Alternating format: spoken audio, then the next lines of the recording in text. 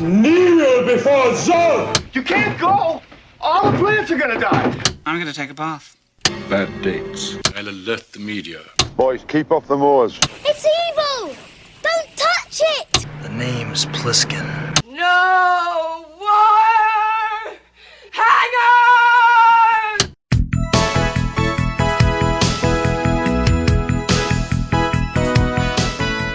Welcome to Vintage Video, where we're rewatching the 80s so you don't have to. We'll be reviewing every major film release of the 1980s in chronological order, overanalyzing what you've seen and spoiling what you haven't. I'm Patrick O'Reilly. I'm Jesse Bayless. And I'm Richard Wells. And today we'll be discussing Blood Beach, released January 28th, 1981. It was written by Jeffrey Bloom, based on a story by Bloom and Stephen Nalevansky, directed by Bloom, produced by Run Run Shaw, Sir Run Run Shaw, and released by the Jerry Gross Organization.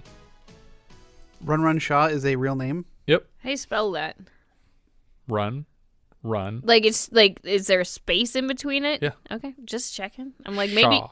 maybe you're pronouncing it wrong. No, I'm not. I'm aware of Run Run Shaw. Oh. We'll discuss him at the end. Deal.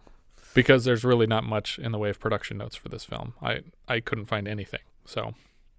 Blood Beach also released the day that Elijah Wood was born. Aw. Happy birthday, Elijah Wood. Happy birthday, Elijah.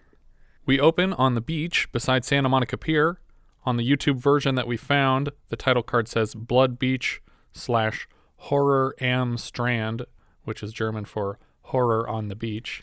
Oh. Okay. So it wasn't a radio, like, the Nope. Horror AM Strand. Yeah, I was so confused. I'm like, this is the Strand, because it looks like we're down in, like, Santa Monica or Venice, but, like, what does the am mean? We get a lot of quick glimpses under the pier and then tilting up at the merry-go-round. In the morning, we see Harry Caulder leaving his beachfront property and greeting his neighbor Ruth, walking her dog. She makes a crack about him being lazy because he took yesterday off. He asks how he can make it up to her, and she makes a joke that I don't get. She says that he's the only man she knows who can swim to work, and he might as well be the only one who swims back home. What does that mean? I mean, I think that the joke is that she's making fun of him for being lazy when he's clearly not being lazy. But what is the swimming to work and swimming home thing He mean? swims to work, but he doesn't swim home. Like, he swims through the beach or whatever to get to his workplace. But he doesn't swim home. Yeah. But she makes it sound like it was a hilarious joke. Not just like, do extra work. I don't get why it's funny. It just seems like she's saying, it's not exercise very twice funny, as much. But it is a joke. That's like if someone said, I run 5 miles every day. And she's like, run 10 miles. No, it's like somebody saying, you're lazy. You should run 10 miles because obviously they're being sarcastic. It doesn't seem like he's doing that much work to swim to work, though. And how does he swim to work? It's not on an island. It's just on the beach. It's on the beach. He works on the pier. So he swims out, then swims over, and then swims back in? I don't know the exact geography of his location of work to. But he doesn't like do a dolphin home. Jump out of the water in the window of his office building. No.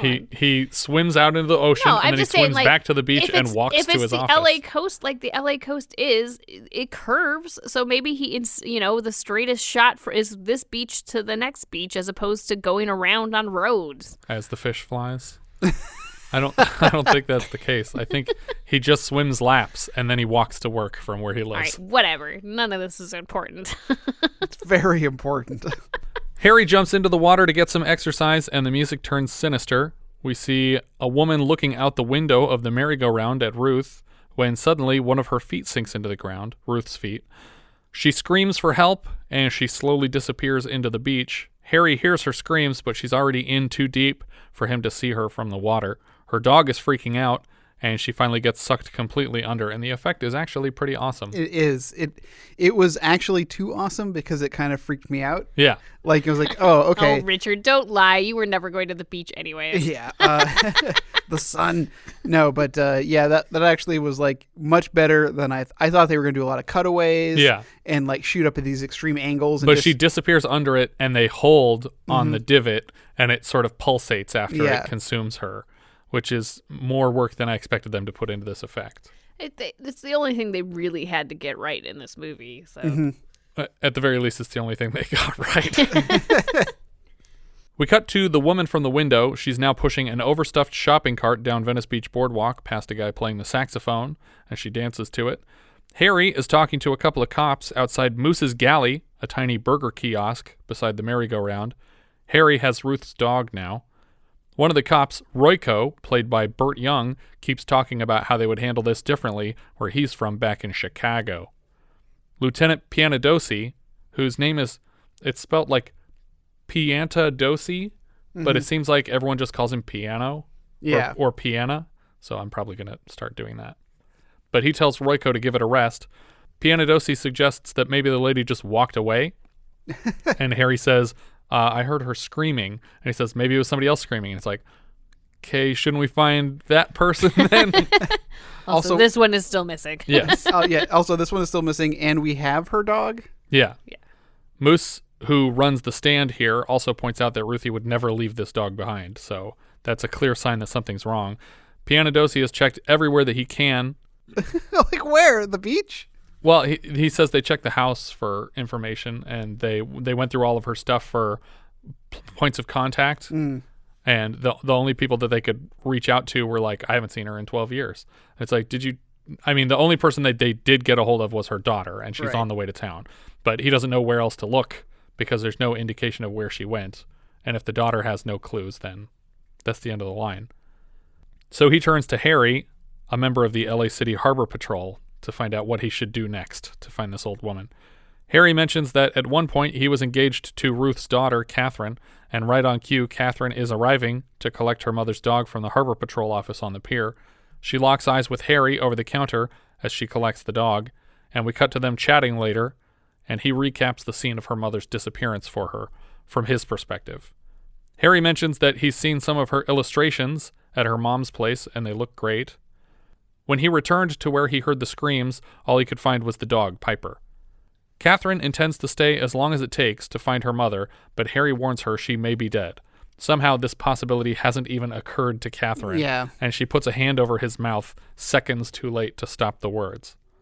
We cut back to Ruth's home, where Catherine is just staring at all of her mother's art, including a weird clockish thing with birds swinging around inside of it on wires. We see Catherine walking Piper along the beach when she is stopped by the homeless woman, who witnessed her mother's quicksanding. Catherine seems to recognize the woman, who she calls Mrs. Selden, and then the lady asks Catherine what she's heard from the police. She says she hasn't heard much. They're lying. Don't be stupid, girl. Your mother was raped and murdered. The woman continues shouting at her for a minute and then makes a quick U-turn, repeating, You just remember who was you. You just remember. Raped and murdered seems like a very specific accusation from a woman who might have seen the event happen. So, maybe try to get more information instead of running away from her. Yeah, and on my first pass watching this movie, I thought, why did she say raped and murdered? Because these people are just getting sucked under the sand. But based on some deleted scenes that were not included in the movie, it does seem like these people are getting raped underground, which also suggests to me that this person has seen what happens underground. Right. Because later we see this lady, in the same area where the events are taking place. In the beach basement. In the beach basement. That's what you call it. Catherine stands there alone in shock while Piper digs on the beach, trying desperately to find Ruth. We cut to Harry's kitchen where he's doing dishes with his flight attendant girlfriend. She asks if he got his clock fixed. Did I get what fixed? Your clock. Clock. Yeah, that's working too. It just occurred to me why that's a joke. Yeah. I just, it passed me by in the movie. I didn't understand. Does she have an accent? I don't... Maybe. I just, for some reason, it didn't register to me. Oh, you know what? I think she does have an accent, and that's why he's making her repeat stuff. Yeah. Okay. It's still a dumb joke. But then is the joke that he did get it fixed? There was a problem? I want to know what was wrong with his cock. Yeah. Why did he get it fixed? Keeping terrible time. He was swinging like a pendulum, which is not what she wanted. No. In the night, Piper, the dog, pushes open the door of Ruth's home to get out on the beach to look for her. Catherine wakes up and realizes that Piper is gone and starts calling out the window to the dog. We see Piper laying on the beach as a sinkhole forms just behind it. We are cutting back and forth from Harry and the flight attendant having sex to Catherine approaching Piper on the beach. And when she finds the dog, she lifts it up and its head has been bitten off. Ugh. Why do they keep killing dogs in the 80s? And also, this is like without precedent for any of the other kills. Yeah. Leaving part of the animal? Yeah, leaving something on the surface. Why didn't it suck the whole thing down? Yeah. Right. We cut directly to the police station where Catherine is being introduced to Dr. Dimitri, who makes some bold predictions. If I were to make an educated guess, I would say that the killer was a large man, or an average-sized man with unusually large hands, very strong, very long, very sharp fingernails. Well, you're telling us that somebody just took the little doggy and ripped his head off? Catherine is obviously upset by Royko's blunt paraphrasing. Piantadosi tells Royko to wait in the car after he continually jokes about the dead dog in front of its owner. Harry gives Catherine a boat ride around the Santa Monica water as they talk over their breakup. On the beach nearby, a girl is buried up to her neck under a sand castle in the form of a naked woman. Suddenly, she's complaining about being bitten from underground and starts screaming. When they get her pulled out of the dirt, she's a little bloodied, but the damage doesn't look too severe. And in the deleted scenes here, we notice a giant green monster hand reaching up between her legs, yanking at her. But they don't, it doesn't fit the continuity of the scene at all. So they were clearly added later. Yeah. Well, yeah, it doesn't, but it also doesn't match what we find later in terms of the creature. I think that these shots were for the trailer, probably, or for some version of the trailer. So you think these were done well before everything else? Possibly. Or they finished the entire movie and they were cutting the trailer and they were like, we never show the monster. We should do a couple inserts of creepy monster hands. Okay. And then they put those in a trailer somewhere, but then they didn't end up in the actual movie. Also, as light as her injuries appear to be, apparently she's never going to walk again. Well, that's a suspicion that someone has. It just occurred to me that my brain and your brain don't work the same in terms of trailer order. I was just thinking that I was just like, no, you do the trailer shots ahead of time before everything else. Like, no, this isn't animated. This is not animated. The trailer is the last part. Thing you do. We cut to the police station where Captain Pearson, as played by John Saxon, is chewing out his men for not having any leads in the disappearance of Mrs. Hutton. He then transitions to the girl with the bloody legs. Apparently she got it worse than I thought. Last but not least, lovely blonde 16-year-old girl from Beverly Hills, no less, and slumming, I presume, suffered massive damage to both her once pretty legs, may be crippled for life, had her mind blown halfway to the moon simply because she was foolish enough to lie down on this particular beach. Royko takes the opportunity to point out that this would never happen in Chicago, mostly because Chicago beaches are gross. You've never been to a beach in I Chicago. Googled them. They look like shit. Liar. You never. It's a tiny-ass triangle next to a bunch of skyscrapers. But when you're experiencing them, you're on LSD. That's what we call Lakeshore Drive, which right along the lake in Chicago. Never mind. I experienced the beaches here on LSD. Captain Pearson goes on to explain that he's being hit by every department in every law enforcement agency for information. On top of all that, he got a letter from the ASPCA regarding the investigation of whoever killed this dog. To investigate, capture, and punish the villain responsible for the murder of Piper, the dog. That night, they take a tractor to the beach and just start digging randomly all over the place. In the midst of the digging, Royko pulls Piantadosi aside once more to tell him he's doing his job wrong, and shares his batshit crazy hypothesis that Nazis are to blame for these subterranean attacks. What? I think I missed this whole section. What? When are you going to start listening to me? Listening to you about what? About what I've been telling you since we first went live. And that is?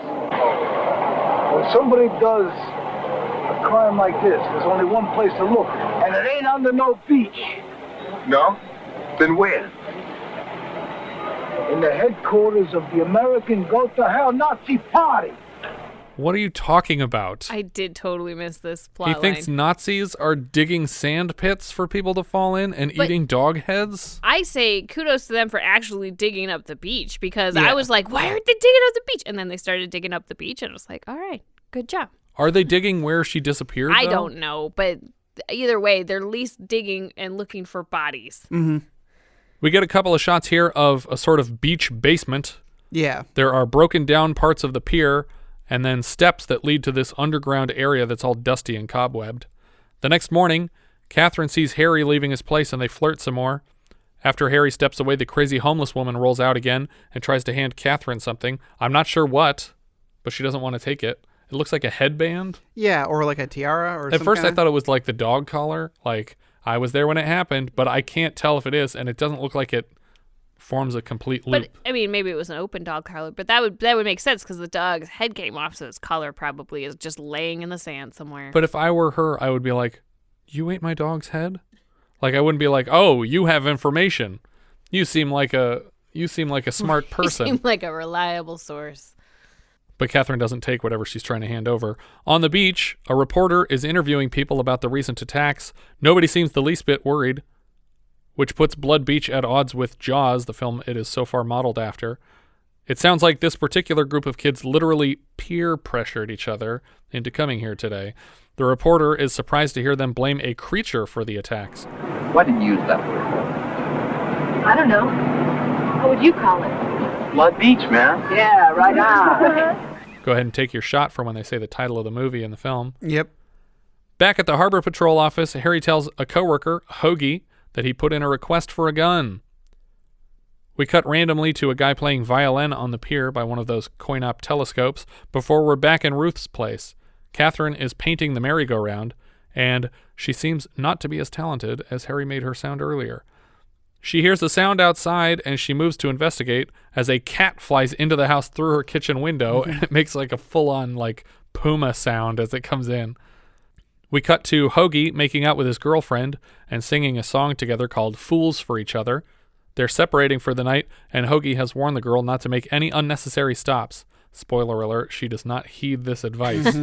She immediately makes an unnecessary stop. Yes, the most unnecessary stop I could think of. For a bird. An injured seagull. No, that's not a necessary stop. She takes her bike down some steps to Blood Beach, where she sees this seagull freaking out, flipping around on the ground, and approaches it for some reason. I have never in my life given half a shit about a seagull. And this lady's trying to fucking pet one. Like a broken one. Surprisingly, though, she isn't attacked by the beach here, or the bird, but a rapist. Evidently, this man has painstakingly trained a seagull to limp to lure stupid women onto the pier. I hadn't considered that. But otherwise, he would be lying in wait for nothing. Nobody's going to go under the pier just by coincidence. He trained that seagull to lead crazy women there. The two wrestle a bit on the floor, and then she elbows him in the crotch. Once he recovers, he army crawls toward her until he is suddenly in the grips of terrible pain. He rolls over to reveal an enormous blood splotch where his penis should be, or shouldn't be. You shouldn't see it from here.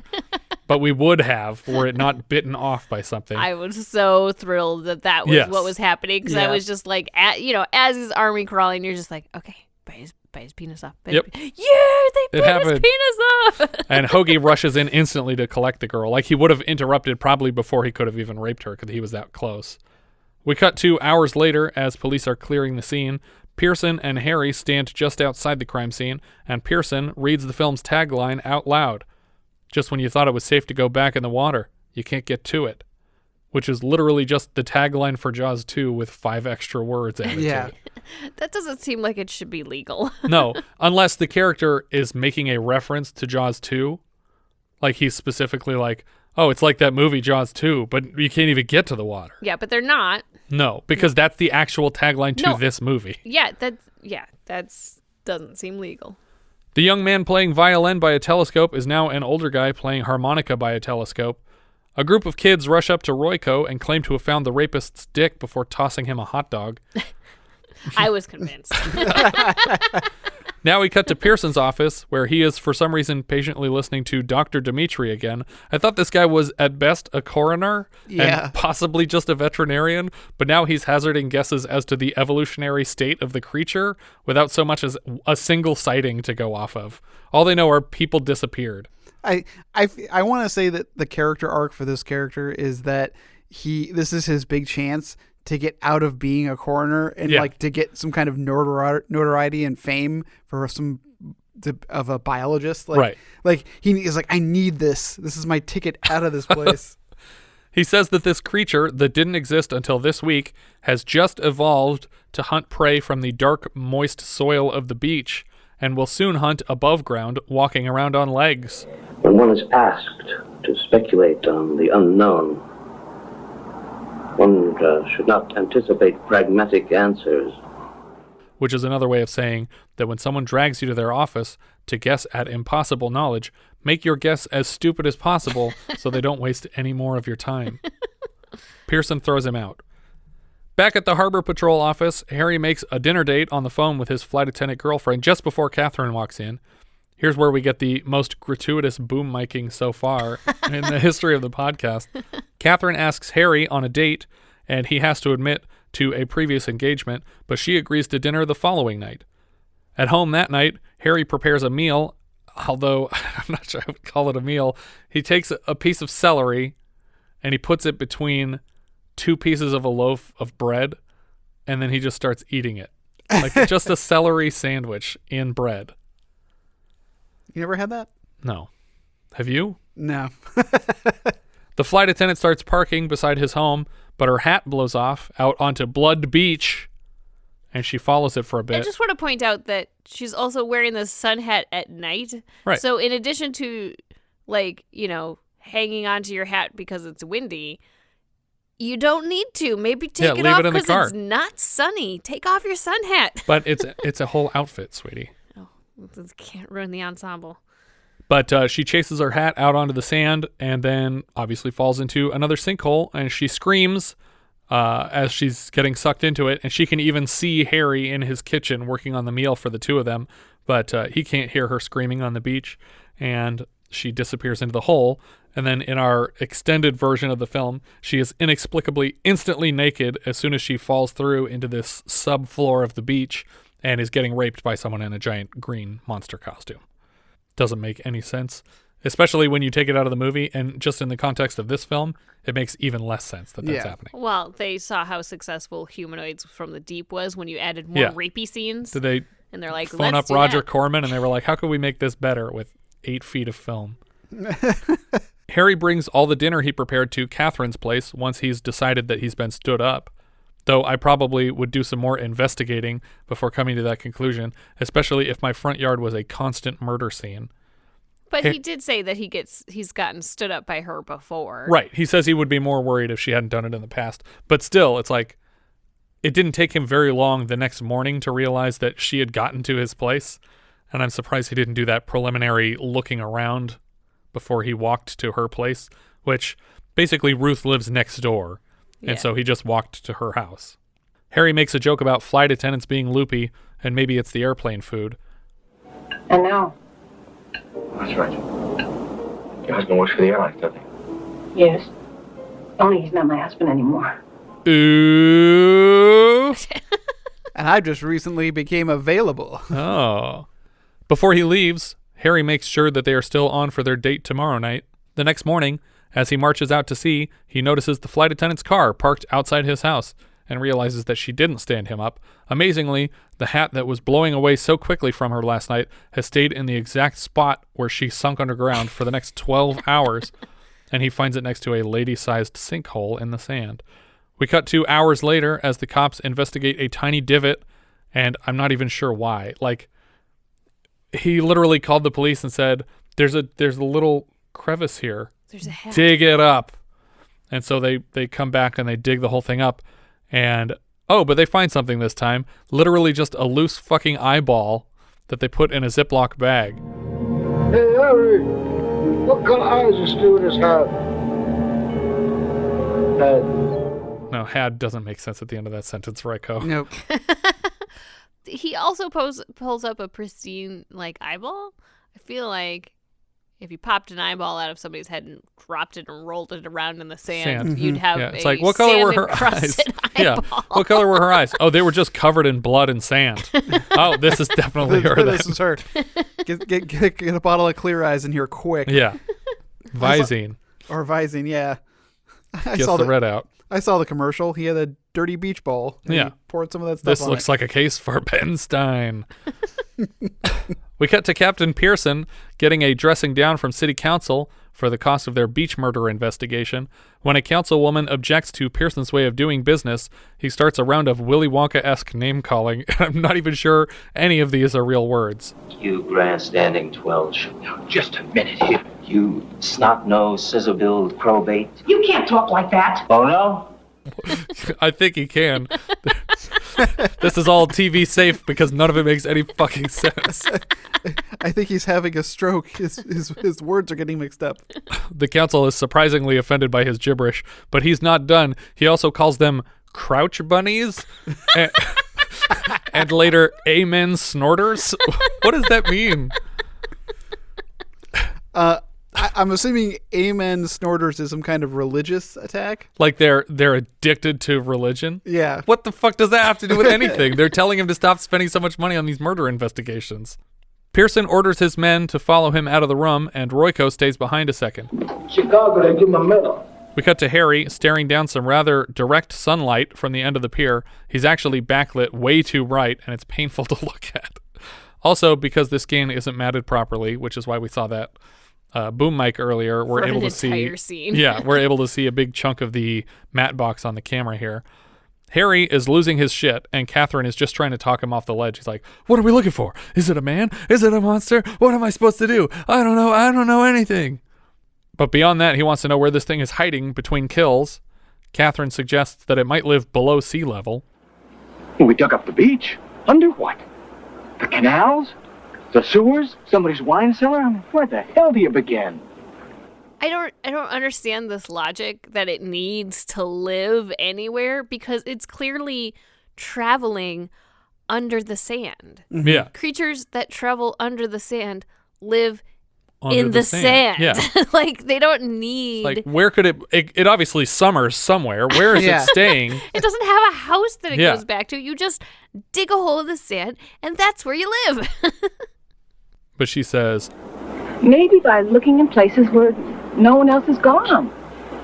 Where no one else has thought to look. Hide and seek, right? I guess so. Well, I wasn't too good at that even when we were kids.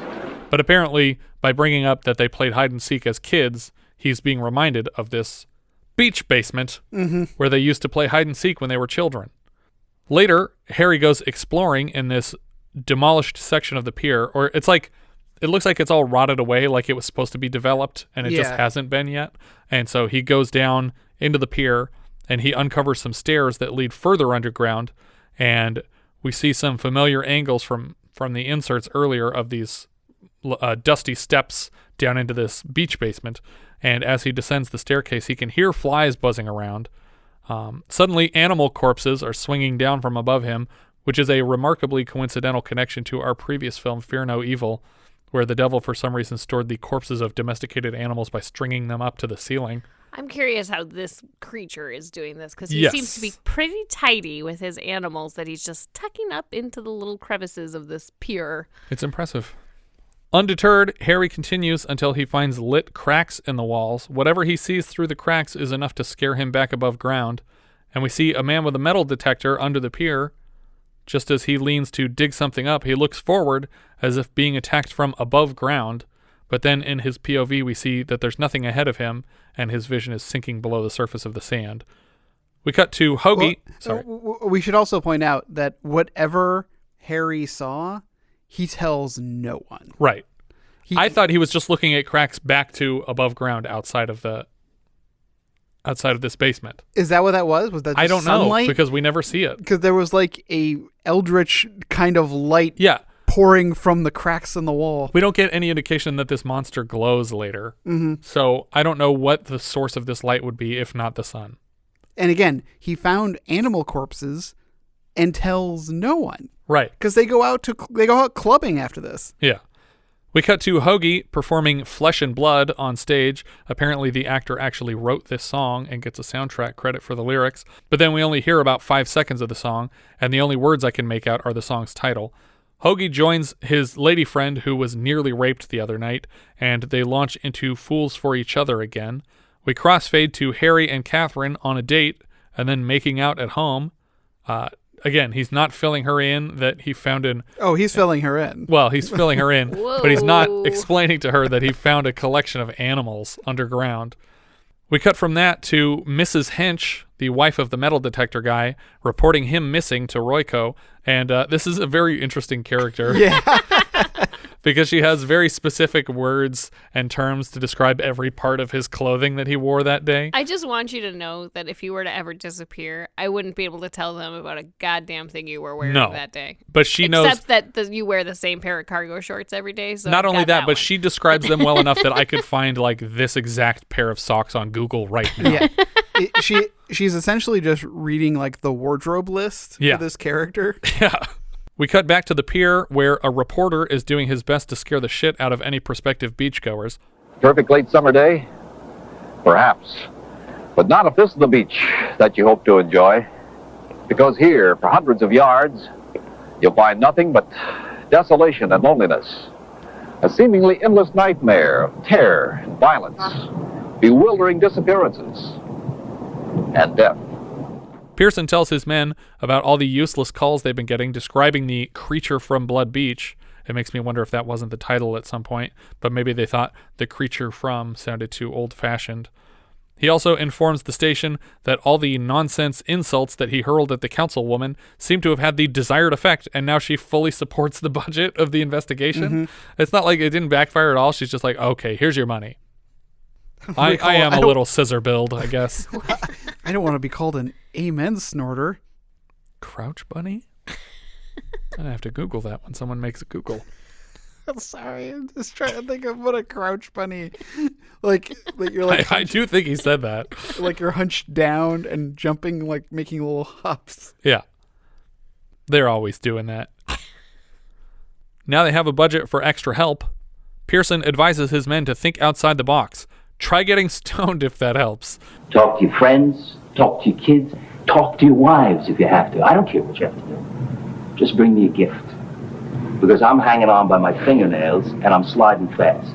Back at Moose's galley, Royko asks how much Blood Beach is hurting her business, and it seems to get cut in half every day. Royko starts blathering about how Chicago does a better job to take care of small business owners. Before Royko can finish his point, though, a shrill scream penetrates the air, and Lieutenant Piantadosi draws his gun at a man covered in tar crawling out from under a manhole cover. It's the metal detector guy, but he's completely coated in this thick black sludge. I don't understand any of this scene. Patrick, I hate you so much. Why? My note. It's the metal detector. It's the metal detector guy. Yeah. It's like, why do you always have the exact same Because we have note? the same brain. The prophecy. We cut right to Pearson being stormed by reporters, and he confirms that the man is alive and in recovery, though I'm not sure why, because they follow this up immediately with, he can't report on the monster on account of severe brain damage and a missing tongue. So it's like, oh, yeah, he survived, so finally we're going to get an account of the monster. Oh no, he's brain dead and his tongue is missing. But yep, he's fine. Thank God. Why wasn't he just dead? Out on the beach, Hoagy is trying to talk Mrs. Selden, the homeless lady, away from staying on the sand. He offers her a ride to safety and starts reminiscing about the good old days on this beach. She watches silently as Hoagy approaches her on foot, but is quickly sucked underground. Now, we cut to Catherine exploring the same underground area that Harry did earlier, just on her own. Like, was she also reminded of their hide-and-seek games and decided to go down there? I am not sure what prompted her to go there herself, because I don't think she sees Mrs. Selden lurking around. No, and Harry never told her to go down there. Right. So she just on her own decided, I'm going to do that too. Again, Harry never told anybody what he saw. Yeah. Harry and Piantadosi are following close behind her by coincidence, because he went to Piantadosi and it's like, hey, there's this area that I didn't talk about before, but there's creepy stuff down there. Let's go check it out. And when they get to the stairs underground, they notice that someone's been in here because the door is open when he closed it behind himself last time. As usual, Mrs. Selden is watching all this in silence. Just as Catherine ducks through a corridor underground, her mother's severed head swings out and nearly kisses her. It's so close.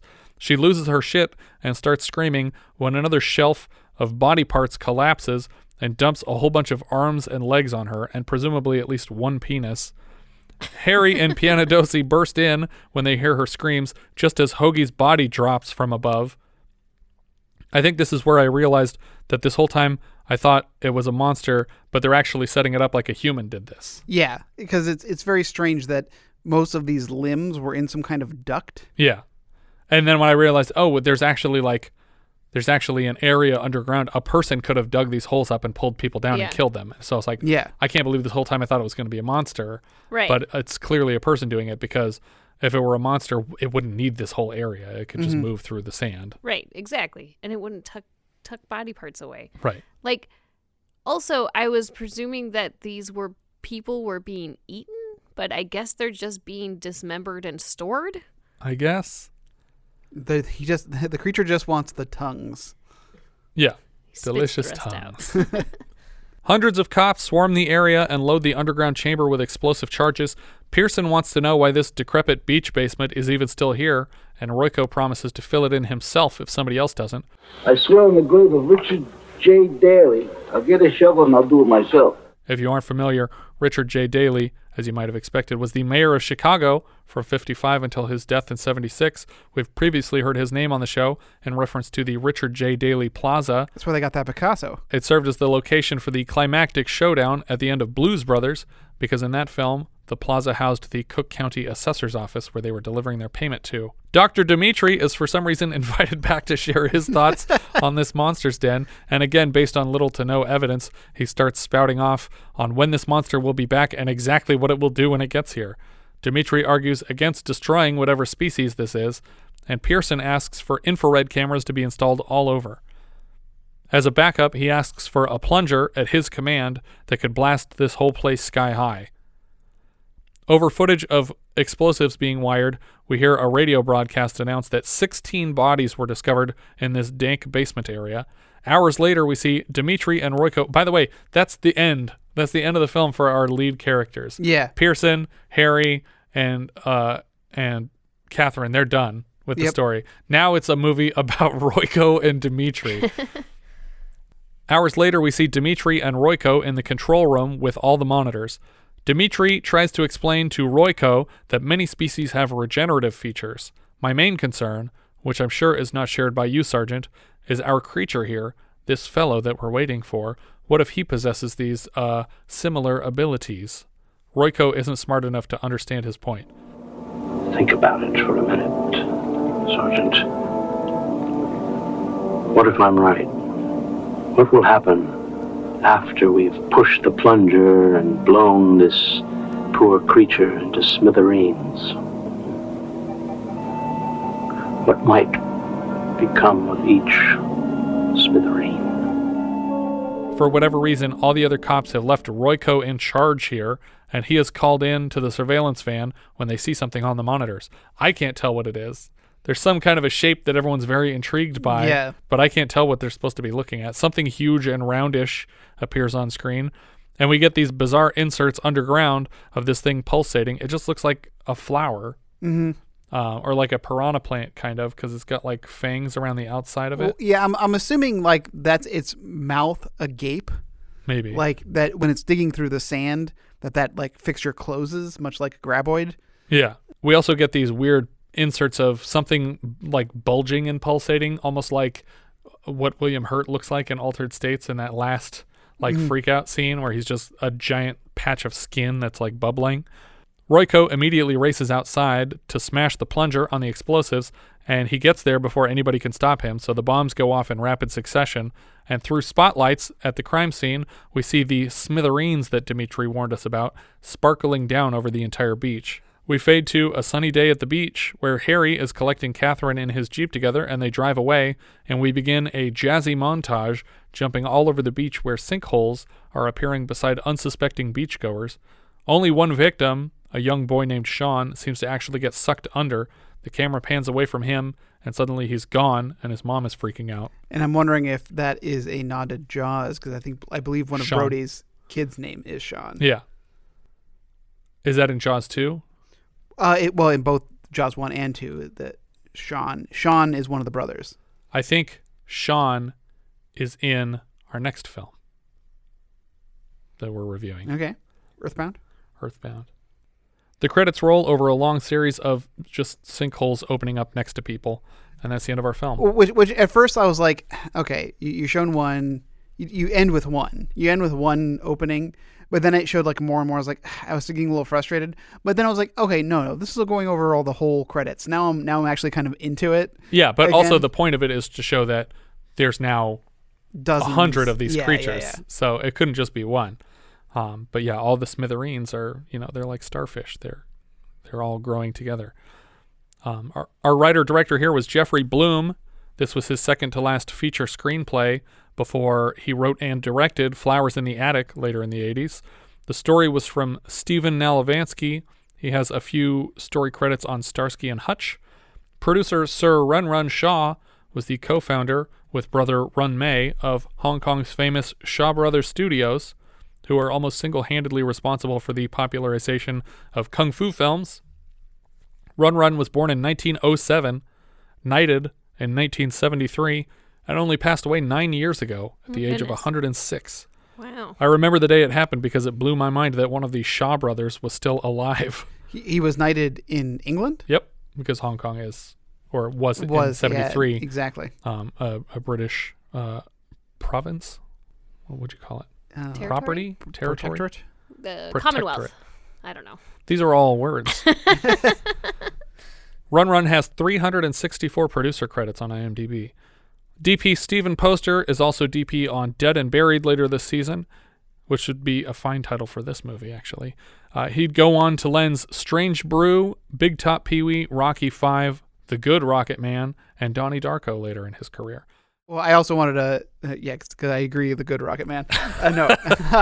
But I also wanted to point out another one of my personal favorites, The Boy Who Could Fly. I don't know that one. He was the DP on that. It's a weird little movie about this family with a kid next door who's like on the spectrum and gets bullied a lot, but apparently he can actually fly. And he befriends like the girl neighbor next door and like she's trying to connect with him but can't get through his autism. Huh. It's got a lot of cool people. It's got Fred Savage. It's got Fred Gwynn, Herman Munster. Yeah. But it was like a movie I watched a lot growing up. No, I never heard of that. David Huffman played Harry Caulder. I'll cover his work in Leo and Laurie for a belated minisode this year. After that, he's back for Firefox and Last Plane Out in 82 and 83. In 1985, he was performing Of Mice and Men at the Old Globe Theater in San Diego. When the run ended, he brought cookies as a goodbye to his cast. He was sitting in his car waiting outside the theater practicing playing the bagpipes when he noticed a man that was caught breaking into a motorhome. He chased the thief into a nearby park where the thief stabbed him twice in the chest with a screwdriver, and he bled to death in less than a minute. His body was discovered an hour later by children on a field trip. Oh, damn. That was the end of Harry here. Marianna Hill played Catherine Hutton. Her birth name was Marianna Schwarzkopf, and U.S. Army General Stormin Norman Schwarzkopf was actually her cousin. She played Fredo's wife Deanna in Godfather Part 2, and we just had her as Julie in Schizoid last year. She's also in a 1970 title called The Traveling Executioner with Stacy Keach that looks completely awesome from the trailer. So he's like a former carny who stole this electric chair sideshow, and he drives around the American South offering his electric chair services to people. But what does that mean? Just Like kill you? He literally goes to like shitty, corrupt prisons, and he's like, "I have a chair you could rent from me," and I thought he was just offering to the general public. Like, it's a suicide machine. Who wants it? No, he's the precursor to Kevorkian. I think it's based on a real guy, but it takes place at like turn of the century, like early 1900s. Burt Young played Sergeant Royko. He's Curly in Chinatown. He's Polly in 6 Rocky movies. He played Louis C.K.'s dad, Horace Sr. on Horace and Pete. And he's Rodney Dangerfield's assistant in Back to School. We'll see him next in All the Marbles later this season.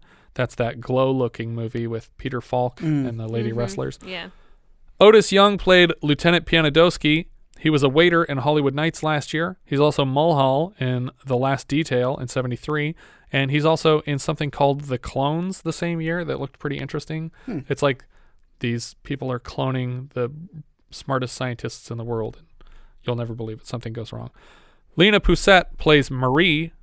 Who is Marie? Is that the flight attendant girlfriend? I believe. Okay. Or no, that or makes the sense. the other girlfriend. No, I think it is the flight attendant.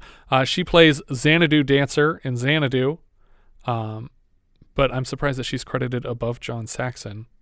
I'm guessing it is the flight attendant though, because there's no other character that has nearly enough scenes. Correct.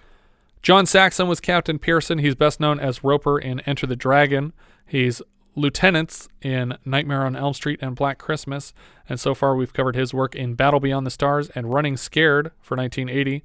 When I saw him, I thought for some reason, it was Joe Santos.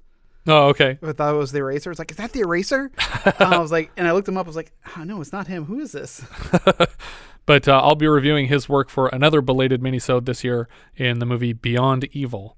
Stefan Gierasch was Dr. Dimitrios, or Dr. Dimitri. They call him both things. Yeah. He shows up in Jeremiah Johnson and High Plains Drifter.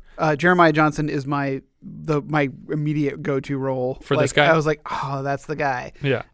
His character is first met buried head deep in the sand by a band of Native Americans who not only buried him, but buried him atop his own horse. So his horse's head is also sticking out of the ground? No, the horse is under the ground. Oh, God. Yeah.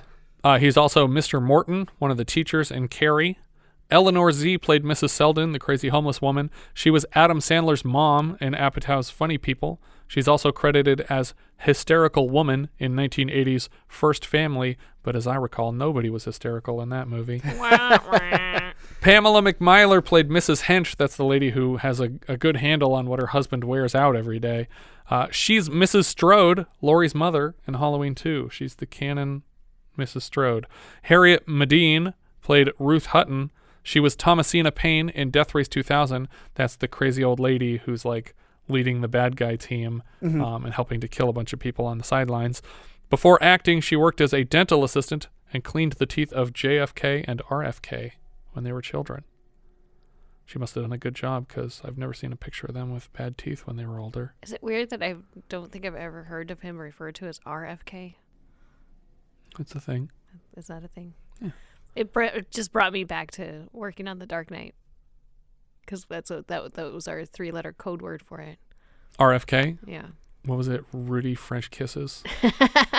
Rory's First Kiss. There you go. I don't know why it was called that. Because that's one of his kids' names, right? I think it's one of his kids' names, but why call it after his first kiss? I have Maybe no it idea. happened right before the movie. His kids were really little. Mickey Fox played Moose. Later this season, we'll cover her in Smokey Bites the Dust and Nice Dreams. I'll also be reviewing her work in Dr. Heckle and Mr. Hype for a belated minisode. She also shows up as Poker Annie in Metal Storm, The Destruction of Jared Sin. Julie Dolan played Karen. This was her first feature. Lately, she's provided the voice of Princess Leia Organa in a lot of Star Wars animated stuff. That's one of the girls on the beach being interviewed by the reporter. Yeah.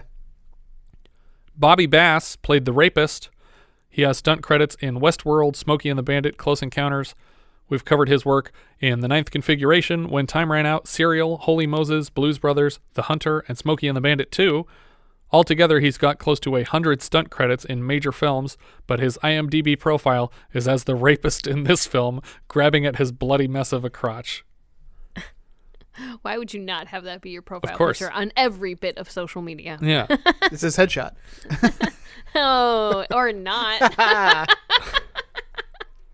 Marcus Chong played Second Kid. I think that means he's one of the 2 kids that throws a hot dog at Royko. Yeah.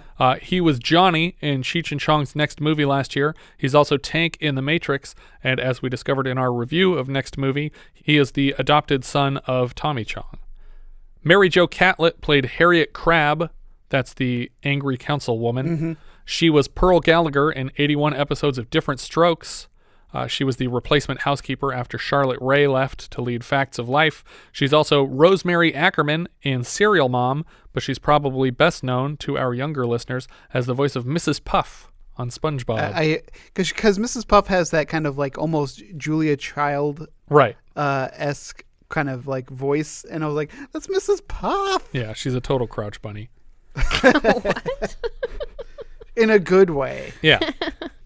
Ian Abercrombie played Man in Mayor's Office. I don't know who that would be. We had him as Dennis in Happy Hooker Goes Hollywood last year. He's the wise man in Army of Darkness. He's the voice of Palpatine on the Clone Wars, and he was Alfred on the early 2000s Birds of Prey TV series. I need to watch that. There's so many great people in it, and I know it was short-lived and probably not that great, but I just like the cast. Yeah, it's good people. That's Mia Sara as Harley Quinn, right? I think so. Yeah. Or she's for sure in it. Yeah, but her name is maybe not Harley Quinn. I think they changed the names up a little bit for that movie or for that show. So this one is weird because I think that if they had handled the third act a little better, this might be a thumbs up from me. It was all around bad. I don't have any hesitations in saying that. I'm not giving it a thumbs up. It's a thumbs down. But I really like the effects of people getting sucked underground. And if they hadn't flubbed the ending so hard with this monster that makes no sense, then this would be getting a thumbs up from me. But it's not, because either they make it a human killer, because it's totally possible for this to be a human killer now because it's underground. Well, and you fully suspect Mrs. Selden is involved, right? If not, like if it is a creature that she's leading people to it, yeah. Like because she witnesses so many of it. Like, how could she not be involved? And Hoagy seems like he's the one who she's most leading to the hole where he gets sucked under. But yeah, the third act is so bad, and it completely ditches every character that you've been following so far that it's kind of inexcusably poor ending. Yeah, I mean, I feel like with these movies, you have to just go so ridiculous over the top for it to not just be, like, it either has to be good or it has to be so bad that it's fun, and this was neither of those. Yeah. See, my rewrite of this ending is to have them find the dwelling first, start rigging up explosives and watching, and then Hoagy goes out to try to get Mrs. Selden, gets pulled away, and then Harry has to go into the basement to try and save Hoagy before he dies. Before he gets killed by the creature. But Royko wants to blow it up now that it's shown itself. Yeah. And you have like this kind of race against the clock. It's like they're trying to stop him from blowing it up because there are people now. I was like, but Dimitri still doesn't want him to blow it up. Still doesn't want him to blow it up. Specimen. Also, there's like people. There's people all around. Yeah, he doesn't like shout out any kind of a warning. Yeah, exactly. He just steps on the plunger. Yeah. But I would say this is not worth your time. If you've never seen a person get sucked into sand in a movie before, watch the trailer. Watch the trailer for this, and you're good. Don't bother with the movie. Or watch Tremors. They did a decent job of it. But yeah, Tremors is the better version of this film, although they're still very different. Tremors actually has a story. It's very smart. Yes. The characters are wonderful. Yeah. And I did watch a movie called The Sand from 2015 that I think it's honestly more ripping off Tremors than ripping off this movie, but it's like a bunch of people have a party on the beach, and then there's a monster under the beach that's killing everybody in the morning. But the entire movie takes place in the same like 100 square feet because there's just a lifeguard tower and a car with a dead battery or something, and they just can't touch the sand for the entire movie, so they never leave this one area. Yeah. There's not even like establishing stuff of them at a restaurant before they get to the beach. It literally opens on the beach and closes on the beach. And at around the 45 to 50 minute mark, Jamie Kennedy pulls up in a beach cruiser to like check on them, and then obviously gets killed right away. Yeah. But I think that's just a blatant reference to the Tremors franchise, which he is unfortunately now a representative of after having been in the last 2 or 3 sequels.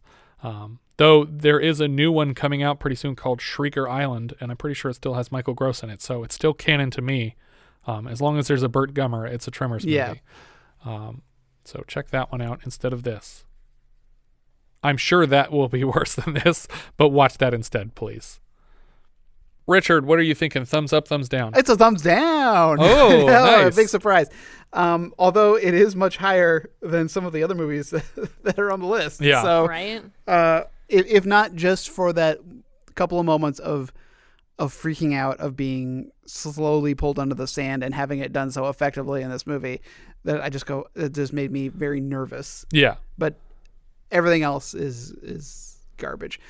I actually kind of like the creature design. I know. No way, really? I thought it was kind of crazy. I wish we could have seen. Do you think that there's any universe where that creature design was made for this movie? No. It definitely wasn't. But I really like the idea of it being some kind of like not almost plant-like, but also like otherworldly kind of thing. I mean, I don't know. Like I felt like they just needed to go a little bit further with it and have it maybe articulate instead of just swinging back and forth. Yeah, it literally doesn't move. They just move the camera around it. Yeah. And I was just like, oh man, I want to know more about this creature now that I see it. Yeah. It's kind of like the what do they call those things in Stranger Things, like the demon dogs or whatever? Oh yeah. Demogorgon. Yeah, there you go. Yeah, because it's like whole face mouth opens up, and I was like, yeah, I kind of like what they were going for, but too little, too late. Yeah, I wanted to see this head unfurl like an umbrella or something. Yeah, totally. But it doesn't move at all the whole time that it's on screen, except when it's a green gloved hand. Letterboxd, Richard, what are you thinking? I have this not at the bottom. I have this at number 5. So that puts it below Underground Aces, but above Home Sweet Home. I have it also in number 5, except for me, that's under Windwalker and above Home Sweet Home. Yeah, that's the same for me. Under Windwalker, above Home Sweet Home. 5 out of 7 for the year. Yeah. So I think me and Jess still have identical lists, but Richard has Windwalker and Underground Aces swapped. Yeah. How dare you? Which is totally acceptable. Fine. I think that's everything for Blood Beach. If you guys have any thoughts you'd like to share, we are Vintage Video Pod on Twitter, Facebook, Instagram, and Letterboxd, where, as I've said before, you can find each of our full movie rankings for the year. We can also be found at vintagevideopodcast.com. We also have a Discord now. You can find the button at the top of our .com and join the 24/7 movie chat and share your thoughts on episodes past, present, and future. Also, search for Vintage Video Podcast on YouTube and subscribe to our new channel there. Thank you so much for listening, and I hope you'll join us next time when we'll be discussing Earthbound, which IMDb describes like so. A family of space aliens crash lands on Earth when their spaceship conks out. That's what it says. That's what it says. I read it too, and I was like, conks? Conks out. Anyway, we'll get into that. They're not even like launching a satellite at it this time. Yeah. It literally just conked out. We leave you now with a clip from Earthbound. Well, I can vouch for Mr. Anderson. I'm sure you can, Sheriff. But my orders are to search all vehicles. That's right. That's what his orders are.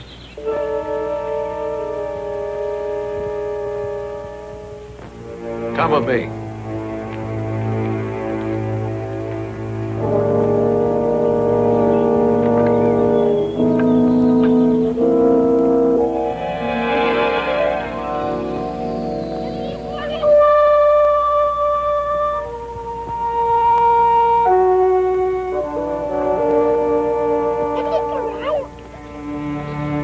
Our pet monkey. He spilled a can of green paint all over him.